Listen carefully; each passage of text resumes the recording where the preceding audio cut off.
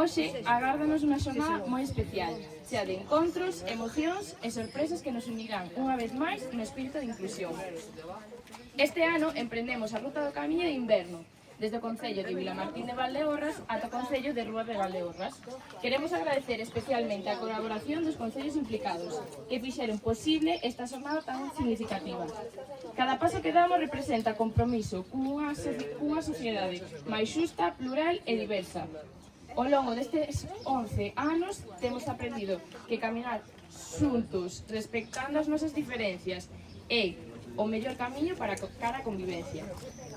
A igualdade e o recoñecemento mutuo. Queremos facer unha mención moi especial ás mulleres do rural galego.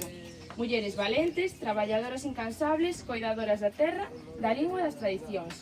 A vosa forza e resistencia inspíranos. Gracias por sementar comunidade, por erguer cada día o noso rural con dignidade e por camiñar hoxe con nós nesta celebración.